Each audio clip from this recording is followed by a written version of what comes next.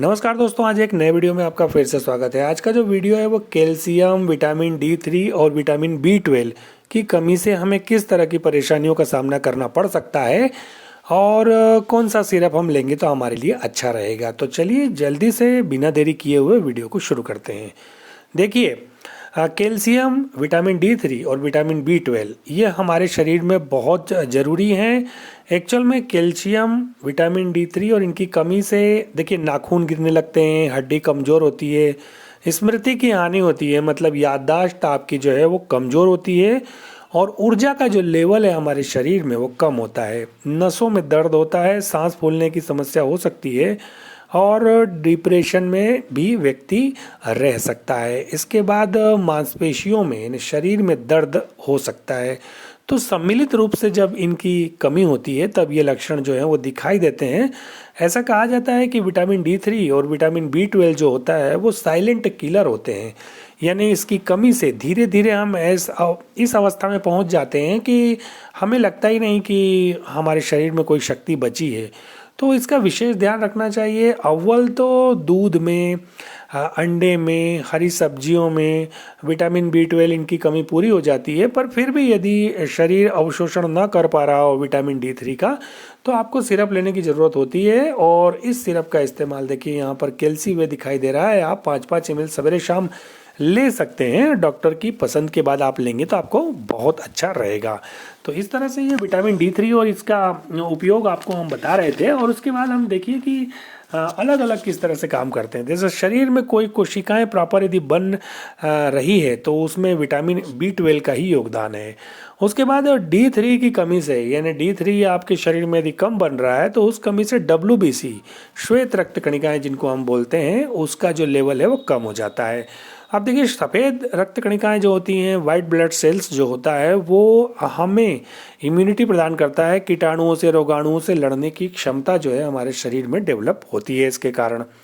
अच्छा, संतरे का जूस भी आप पियेंगे तो फ़ायदा होगा, लेकिन इस सिरप का उपयोग यदि आप करते हैं 5-5 ml सवेरे शाम डॉक्टर की परमिशन के बाद, तो आपकी जो कमी है विटामिन की और B12 की, हाँ, वो दूर हो जाएगी। अच्छा, इस सिरप के अंदर हम देख लेते हैं कि किस तरह से इसमें मिला हुआ है सब कुछ।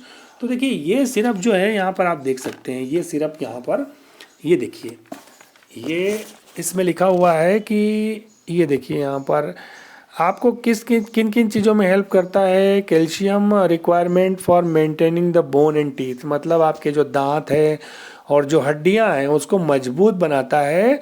और डेली डाइट में आप यदि कैल्शियम नहीं ले पा रहे हैं तो इस सिरप का यदि सेवन करते हैं तो आपको लाभ होगा।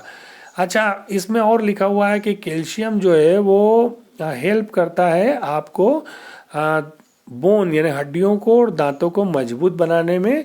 और विटामिन D3 के कारण ये सब संभव होता है क्योंकि उसका एब्जॉर्प्शन होता है।